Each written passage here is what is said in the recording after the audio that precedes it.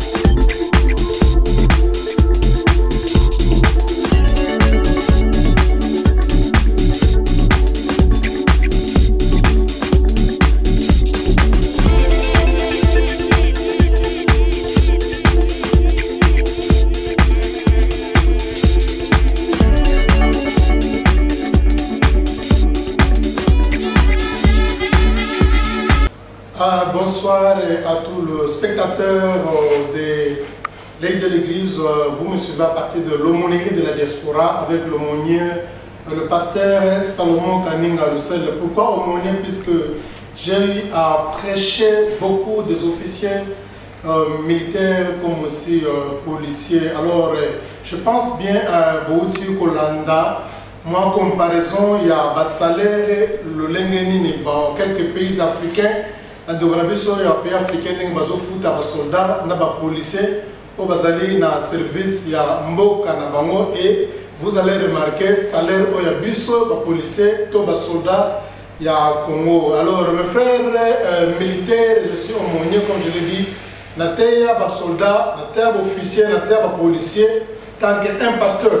Alors, je suis aussi, je me tiens ici de la part de l'aumônier ou encore de l'aumônerie de la diaspora pour vous adresser un message. Vous, les policiers, alors, nous avons organisé une marche, la marche qui était pacifique pour les parlementaires qui sont corrompus, il y a une salle pour toucher ou bien créer un règlement qui autorisé le recensement il y a 4 ans pour Kabila qui est en 2020 dans le pouvoir. Je ne sais pas si Boza na tirnini, mais bien nommé dans je pense bien que la policier n'a pas soldat congolais.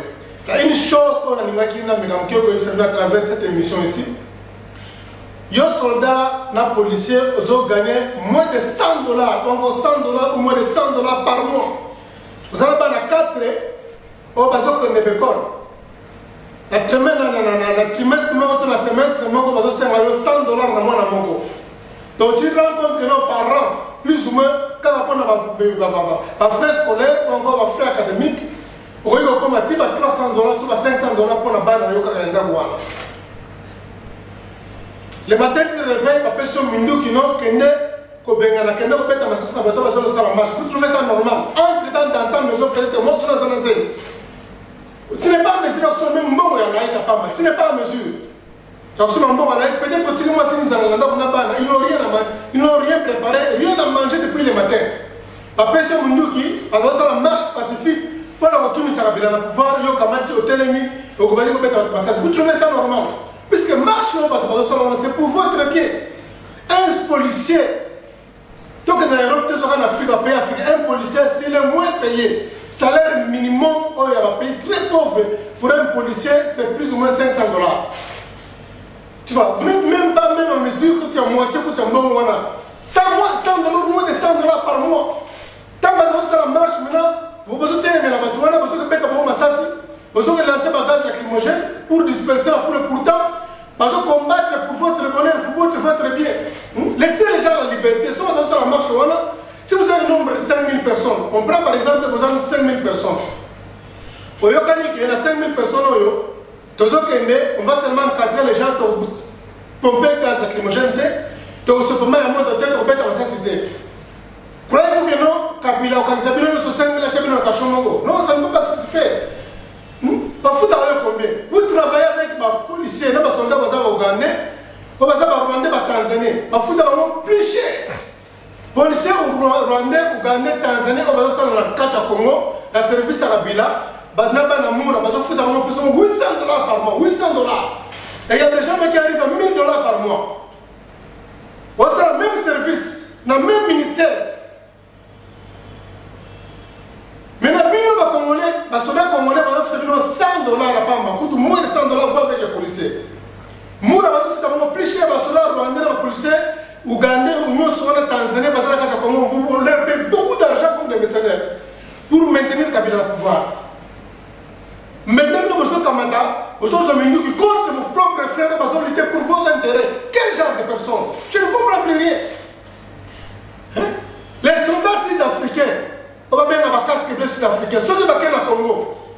La mission à 6 mois seulement, ils viennent chercher les Congolais, ils témoignent de nos forêts, la salle 6 mois dans le Bino, ils travaillent dans le Mintel, ils travaillent dans le Mintel, ils viennent si vous surprendre parce qu'ils sont dans le pan, il y a trop cher. Trop cher. Les casques bleus sud-africains, quand ils font comme une mission, quand on va sur le Kawa, Banginda fort, pauvre, tant que pauvre, quand ils rentrent ici, parce que sur ma villa, on a pas cher, dans le Congo. Congo. Mais bien non, les Congolais, les soldats congolais, les policiers congolais, vous souffrez comme il n'est pas permis de le dire. Maintenant, tant que vous allez la marche, vous allez la batouana, vous passez à gaz lacrymogène, vous se blâmez à moto, vous pète ça, c'est vraiment. Et vous parlez que non, République démocratique du Congo. C'est de la folie. Tout ça, c'est pour l'intérêt de la Bino. Tout ça, pour ça, Congo est qu'il est bon. Policiers sont les Congolais, si toi un policier, il y a un nangai. Ne pas ça, nangai, comment tu as un message vidéo. Tu n'as pas une boîte privée à policiers, tu sont la ville à Congo. Tu n'as pas comme ça, il y a à comprendre. Parce que ceux qui dans le Congo, ils ont délivré un policier dans un salaire ou un malamou. Et Dieu voulant, à partir du salaire, il est même obligé à son matin à tu penses que tu vas mourir dans toute ta vie aux amateurs finaux, Bimba. Vous allez pas la scène, vous allez foutre en dehors, chambre et le salon. Faut penser au monde qui non, aller disperser les gens, comment tu nous combats comme ça. Mais ça, c'est quel genre de militaire? Parce que nous n'avons pas d'intérêt dans la vie, non. Nous avons besoin que le Congo change d'une dimension. Policiers, à la maison, aux endroits, on a eu un mot. Soldats, à la maison, aux endroits, on a eu un mot. Jamais tu mourras un locataire toute ta vie. Qui a dit que moi, un policier, ou moi, un soldat, à quoi l'université? C'est possible, dans le Congo. Parce que nous avons travaillé au Congo, parce que ça enrichit, parce que nous avons des meubles, des mituka. Dans le Congo, nous avons mais nous avons nos propres frères congolais, des sangs. Vos propres frères vont faire la marche pacifique, qui ne sont même pas armés. Parce que vous savez, va les retirer, va faire ceci ou cela pour commettre vos bêtes. Je manque l'expression pour qualifier Bino. Vraiment, c'est regrettable que je m'en pose aux zones. We are watching on you. Émission live de l'église. Émission live de l'église. Émission live de l'église.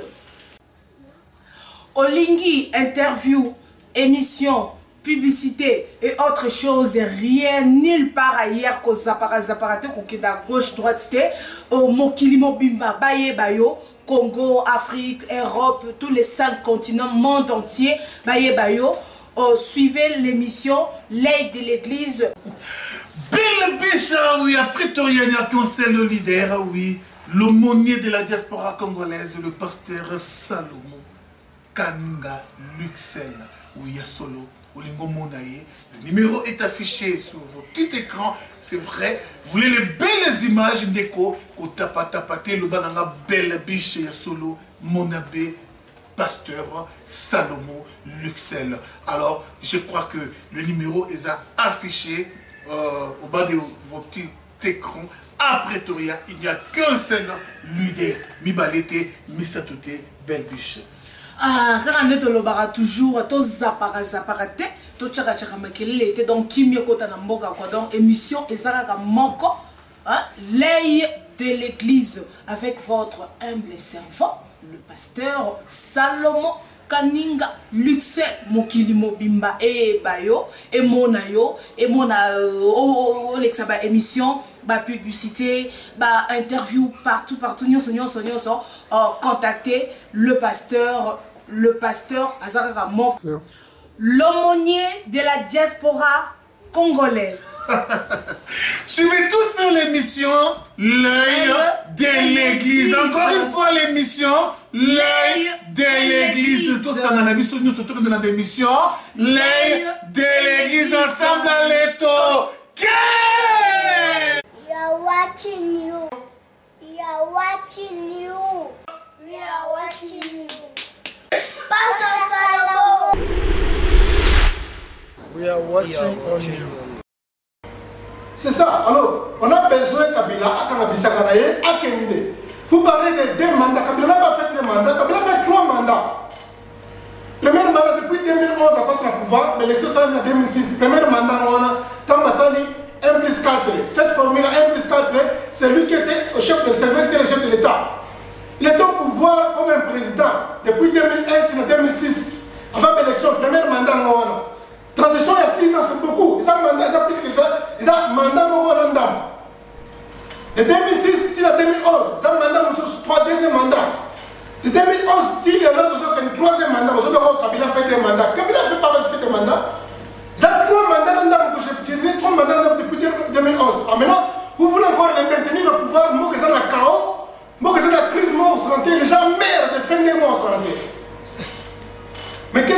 Congolais. Vous comprenez? Oh non, nationalité, il y a président, c'est un faux débat. Oh, nationalité d'un politique, c'est un faux débat. Nationalité d'un président n'est pas un faux débat. Nationalité d'un politicien n'est pas un faux débat, c'est quelque chose qui est tellement important. La constitution, elle va me dire que Moutoumoko te azali mopaya akoki kozala président na mboka ya Congo. C'est la constitution qui dit ça. Comment tu vas parler que nationalité d'un président est un faux débat? C'est pas un faux débat. Pour être un président du Congo, il faut la Congolais de père et de mère. C'est la constitution qui dit ça, il faut la Congolais. La nationalité, c'est la carte constitution de la Congo. Alors, comment on fait débat? Si on a bien un faux débat, il faut la constitution, on a voilà même un étranger, comme président du Congo, on va bien un faux débat. Alors, aussi longtemps dans la constitution, et le biboye, que comme on a la nationalité congolaise, la nationalité congolaise était congolais de père. Combien on faut débattre, puisque c'est tellement important, parce que nous devons respecter la constitution jusqu'à la lettre. Combien on faut débattre? Comment ça peut être un faux débat aussi longtemps ils ont la constitution? Changer dans l'article de la constitution pour dire que non n'importe qui a comme président du Congo, peu importe sa nationalité, dans ce cas-là, on peut parler d'un faux débat. Mais aussi longtemps le cas il y a constitution dans l'esprit des textes, on dit que non, un président et un étranger ne peut jamais en aucun cas, comme président du Congo, combien on faut débattre, puisque c'est la carte de la constitution, la mission de la Congo. Combien on faut débattre en dignité. Alors nous devons veiller sur ça, puisque la nationalité à la jusque-là, ils ont nationalement douteuse. Malgré ça, il a fait maintenant 15 ans de pouvoir.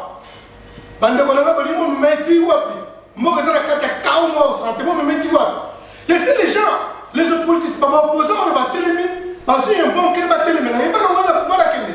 Sur le plan populaire, les policiers tiennent une santé médiocre, famille est tellement pauvre, famille malheureuse. Dans beaucoup de temps, sur la classe, la classe chaque jour, maintenant, aux Kamata, on dit qu'il va la marche, on va sa vie, on va sa bonheur, on va sa futur. C'est quel genre de Congolais soit? J'ai dit que c'est la Congolais. Les mêmes personnes, les mêmes policiers, les mêmes soldats, on a besoin de travailler dans les policiers rwandais, ougandais, tanzaniens, Banamour, pas de $800, $900. Yo, moi, pas de $100. Je suis se manifester d'une façon pacifique. Alors, est-ce que dans ta tête là, est-ce que les soldats policiers, ça fonctionne, ça travaille bien? Hein?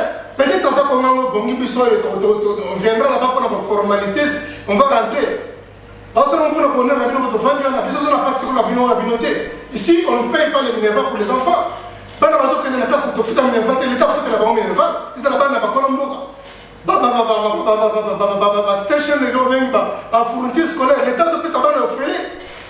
Moi, je suis traitement est-ce que les policiers et les soldats, vous avez alors pourquoi tu as besoin qu'on n'a pas comme un standard, il y a des hôtels, mais la bâtiment n'a pas de gaz lacrymogène. Après, tant qu'on a un mettre le mot papa, de la maison au monde, comme nous avons un bongo, ailleurs autant d'un amas sur la mapega, tu n'as rien fait, on a toute la journée, petit massasi, bête la gaz lacrymogène, et aux zones sur la mapega, alors tu n'as rien donné à ta femme pour la médaille, pas la besoin de la zalona, après le temps, on peut comme tu l'as dit, que nous avons comme ça la vie. Vous vous blaguez? On ne doit vraiment pas jusque-là. Laissez les gens la liberté, et après ça, la marche, Kabila doit partir. Kabila faut que le Congo et ça, il doit partir. Alors, tout pouvoir vient de Dieu, à condition que dans chaque passage de la Bible, moi, en tant que ministre de Dieu, dans mon gouvernement, la Bible dit ceci, tout pouvoir vient de Dieu, à condition que le chef ou la personne à qui Dieu a confié le pouvoir, il est en train de punir les gens qui font le mal. Voilà. Chaque passage de la Bible a une condition. Quand on dit tout pouvoir vient de Dieu, à condition que la personne là, qui est l'autorité exécutive qui a pouvoir, il est en train de punir les gens qui font du mal. Alors, celui par exemple, l'épée du chef est contre les gens qui font du bien, ça ne vient plus de Dieu. Même dans la Bible, on dit voici les miracles qui accompagneront ceux qui auront crié à mon nom. Les miracles accompagnent seulement ceux qui vont croire à mon nom. Si tu ne crois pas, il ne faut jamais s'attendre aux miracles. On dit que l'âge de Dieu campait autour de ceux qui les craignent. C'est une condition. Ce qu'on va dans l'ensemble était âge d'ensemble, à tout pouvoir vient de Dieu, la condition c'est quoi? À condition que l'autorité exécutive qui est établie par Dieu, il est en train de punir les gens qui font le mal. Voilà, ce pouvoir-là est reconnu comme étant un pouvoir qui vient de Dieu. Mais une autorité, par exemple, qui tourne son épée pour frapper une personne qui vit pacifiquement, une personne qui est innocente à ses côtés. Ce n'est pas un pouvoir qui vient de Dieu, c'est un pouvoir qui vient du diable. Il faut les balayer du pouvoir, les chasser du pouvoir. Tant que Mousset, durant des années Kabila, a béni un bout de pouvoir, a eu le pouvoir dans le Congo. Joseph Kabila, c'est là qu'il a Goma. Nama sinaya Tanzania, on va béni le Congo, il comme on a voilà qu'on a c'est Karine Rugwiza. Karine Rugwiza, à Zanouassi, il y a Joseph Kabila. Papa est à Goma pendant 2 ans. Nama à l'époque, il avait 2 ans. Briand, il avait 2 ans à l'époque, il avait à Goma pendant 2 ans. Après, maintenant, par la recommandation américaine, il y a ici Moussé de nom, Abenissa Joseph va travailler ensemble. Quand Abenissa Joseph Kabila va travailler ensemble, na Kinshasa, c'est à dire que Joseph a commenté que ce moi, c'est Karine Rugwiza, na Briand, le petit garçon de 2 ans, à ce moment en Tanzanie. Tu ne vas pas en Tanzanie pour m'apprendre que nous allons à Congo. Tu vois, alors, jusque-là, Joseph a demandé de travailler comme un mercenaire rwandais, puisque Joseph a été en Chine. Comme étant dans la bourse rwandaise plutôt, en Chine pour la formation militaire. Quand c'est une formation militaire en Chine, la bourse rwandaise. Alors vous serez l'armée rwandaise comme étant un rwandais. Alors dans un clin d'œil, quand même, on doit normalement il y a Congolais en dernier. Après maintenant, vous savez la constitution, vous ne pas dans Zambie. La Bible et la constitution parfois marchent de même. La Bible dit que nous ne retirons jamais mon païa. La constitution est le bien de après, je suis en des faux débats. Nous avons des policiers, nous avons des soldats. Vraiment, dans ce monde de là, on a voulu ensemble. Mais qui a battu dans ce moment, on va pas innocent, on va marche, ni armes, ni richesse, ni marche pacifique, ni manifestation pacifique. Mais qui a battu quoi, les colons, tout le monde, tu seras une personne malheureuse toute ta vie. Ce qu'on a dit, c'est que vous êtes innocent. Vous imaginez que la marche, on ne va pas arrêter. On ne va pas arrêter, mais on a commune, il y a Lemba, on a Céline, il y a commune. Alors, avant de libérer, on peut $1 000. Si vous avez $1 000, il faut bâtir la prison centrale à Macao. Il faut les lire partout. Les gens ont payé l'argent. Tu vois, c'est-à-dire que la police va sans avenir, pas une opportunité, il y a un bon. Les policiers sont là sans avenir, là, on monte. $1 000, c'est un qui. On va libérer bateau qui n'a marche pacifique dans la commune. Ce qu'on peut se dire, on est bâti dans la prison centrale. Et les gens payent ça, sont foutés, maintenant, nous, on va foutre, dans la minute, on va voir la prison centrale à Macao.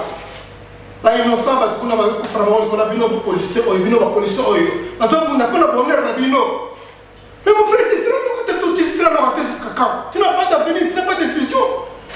Ce qu'on voit, c'est que matin bongo, on se matin c'est possible, qu'on voit tout. Puisque tant que nous avons le Congo sera délivré. Tant que vous serez sévèrement poursuivi par les policiers congolais, non seulement les soldats militaires, les militaires congolais, dans le peuple congolais. Donc, qui va laisser les gens à la liberté au la marche? Vous êtes au nombre de 10 000, 10 000. Ce que vous voyez, comme ça, ce que vous voyez, qu'on pulvérise les gaz lacrymogènes, ce que vous voyez, je ne pense pas que non. On va vous arrêter tout le monde, 10 000, peuple congolais, peuple congolais, à limite à libérer moko. Badefo on est bandi bandakala, mutabomisa le monde baza mondelete. Dans le documentaire, on a le mondelete que non, mondela kanisa fait ordre bakala, le mumba mondela fait ordre pour le mumba non. L'homme blanc seulement donné l'ordre invisible, la main de l'homme blanc est invisible. Ce sont les cocottes de la mission congolais. Qu'est-ce que va congolais bakanga qui le mumba, qu'est-ce que va congolais bomisa qui est?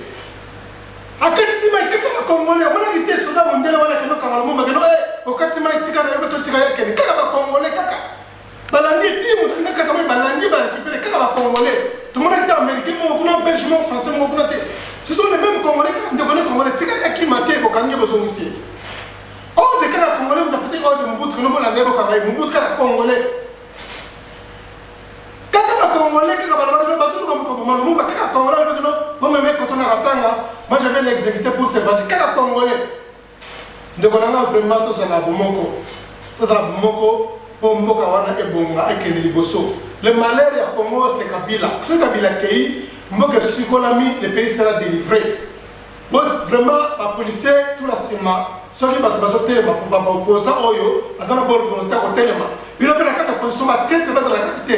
Ils ont suspecté, ils ont traité, nous opposants, nous vous soutenons, nous vous encourageons, nous vous jetons la fleur. Continuez avec force au salut pour la marche ou la même très très basse à la carte de groupe. On a de chaque fois qu'on nous a réunion, pas quand on a information, pas qu'on a ça. La majorité présente, ça ne peut pas Kabila. Non, ça ne va pas marcher, vous allez unis jusqu'au bout. Vous allez 2016, c'est un musique. Pression, on est continué qu'à Moula en 2015, Kabila doit partir, qu'il parte. Nous avons marre vraiment que les mythes, parce qu'on me connaît sur le téléphone, on me connaît sur le téléphone, tu n'as bon, me connaît sur le téléphone, tu n'as bon, fais ceci, fais cela, fais ceci, fais cela. Vraiment, ils ont passé vraiment tout ce qui est là. Yango Kabila ngonano token de paille. Par massacre de Salamana Beni, na espace de Mabatu, tout le monde a mon président qui a représenté ma mère condoléances, toi qui visité ma famille. Mon colomo était aucun jour. Bon, bateau sans naufrage, train de dérailler, bateau Koufa, en grande quantité en masse, tout le monde a mon colomo était Kabila wana accueilli pour compatir dans ma famille. François Lang, tout le monde qui a une semaine passée, tant au événement, on a Charlie et Leki, 11 personnes ont pas président de la République a quitté sur place, sur le terrain, pour compatir le peuple. Et voilà un leader. Maintenant, comme il non, Moïse Katumbi a utilisé Banda à une Katanga, compte tenu de la popularité qui est, alors Kabila a qu'à tourner, a qu'à se racheter. Bisika bade ezali, bisika matanga ezali, bisika ba crime ezali, bisika insécurité ezali, bisika ba toizo là, il y a des dés de présent la raté na peuple naé. Mais comme il yo era la popularité na rival naé, Moïse Katumbi ake ko fêter kunana olive le ba komi ba serviteur na servante ko servir ba to pesa ba nyonso na pona ko gagner confiance à bato. Les a raté président, un président qui est responsable, un leader, jamais a ko afficher comportement ya bongo. C'est la bassesse, ça c'est la bassesse. Moi j'aurais même préféré au Vangana qui chasse wana que ne bisika bon peu bisika bi bemezali ba bazo kufo kenda raté. Au monde non rival na yo bozo buwe na langi bokonzi bla bla bla bla bla bla bla popularité zolandaye OK vraiment c'est zola qui ça vraiment quel genre de personne yo zali. Alors c'est pas une bonne chose, un bon leader jamais on afficher comportement bon. Tu vois, alors raison pour laquelle nous voulons que 2016 les musiques Kakambula Oyo Kabila doit partir. Congo na faisait et Sikolama, Congo zala libéré, ma classe Messia et Sopanakata Congo na Mbogo Sikolama, Congo et Zabonso Minango, merci beaucoup. Alors la policier ba soldat na libino mingi na mosenge pa na bino ko libisama mukebo zona bomoko bo encadrer ba dosa la marche wana so da tini no boma bo sa yo ko wana te puisque nzamba opinir bino. Quand il y a mieux payé, il y a un bon ministre, il y a un bon député. Mais il y a comprenez alors vraiment vous avez la maturité. Vous voyez que non, le peuple congolais le police le peuple diaspora ils ont un bonheur et les policiers qui sont posés à vie vie à de soldats alors sans plus tarder, on a passé un bon sur la plateforme, il y a Congo d'abord, vraiment, pasteur Sarival, Zamba Pambolo, Bisco Zali, Ndobonanga, Fancy Matumona, Batigana, Batom, Sigeri, vraiment, Mbote Mingi. Na pesi Mbote na Bandobonanga, il y a diaspora, Onyoso, Oyo, Totelemi, Kola Mtumoko, Pona, chasse, il y a Kabila, Kolongo, la pouvoir, Kolongo, les Passoana, Kocha Moutoy, Moukoune, Menazambe. Pour te Congo, elle prospère, elle a aussi pour la libérer, parce que aux hommes sont puisque ma clé, c'est Sopan Jakat Nambokawana, Mbokana et Den diaspora, Bande Oyo, ton limite, à travers la prière, à travers la jeune prière, à travers la sanctification, la prière de Sambela, nous avons la foi que Congo sera délivré, selon la vision, nous avons appelé ça qui n'a de Gonabiso, aller mouloto, Père son âme, Congo et Kozala, délivrer Mbotena.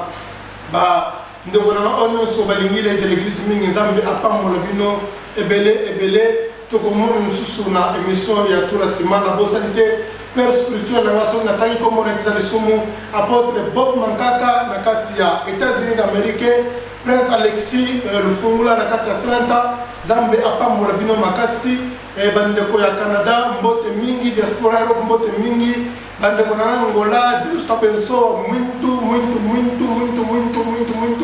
você meu irmão está a lutar para que Deus quer dar paz do peuple zairense. Alors vraiment politique na bossa na ngobele na zama na lunda kwa comprendre bana ngola bana lunda nord bana ngola zama pa. Le Congo-Kinshasa du demain a besoin de leaders et non de politiciens. Parce que 1. Les politiciens mangent aujourd'hui et ferment les yeux et demain son enfant aura faim. 2. Les leaders sacrifient le repas du lundi pour que son enfant mange le lendemain. 3. Les politiciens conservent le pouvoir pour plaire aux leaders internationaux et ses flatteurs. 4. Les leaders conservent les valeurs de la Constitution pour établir la paix. 5. Les politiciens préparent une armée restreinte pour sécuriser la fin de son mandat. 6. Les leaders préparent un successeur pour qu'il ne meure pas avec sa vision. 7. Les politiciens sont plus concernés à la majorité pour se protéger. 8. Les leaders s'intéressent à la minorité et la protègent. 9. Les politiciens meurent avec son armée restreinte. 10. Les leaders meurent avec son peuple. 11. Les politiciens est vite compris. 12. Les leaders est compris lors de son absence. 13. Les politiciens affermissent son pouvoir et son trône. 14. Les leaders affermissent l'économie du pays et le social du peuple. 15. Les politiciens envient et ciblent le pouvoir suprême. 16. Les leaders envient la retraite et ciblent la vie sociale de son peuple. 17. Les politiciens meurent et parfois enterrés à l'extérieur de son pays. 18. Les leaders ne meurent pas mais se reposent à côté de la tombe avec ses ancêtres. Que Dieu bénisse l'Afrique, que Dieu bénisse la RDC, le pasteur Salomon Kaninga, le monnier de la diaspora congolaise. And it will rise, it will rise,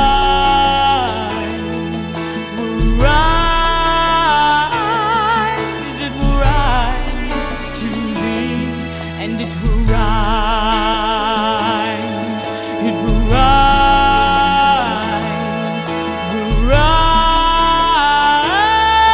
will rise to thee. If there be any peace, any love, if there is any joy, then let them rise. If there is any good, any just, if there is any grace, then let them rise. If there is any breath, any song, if there is any life, then let We are watching on you.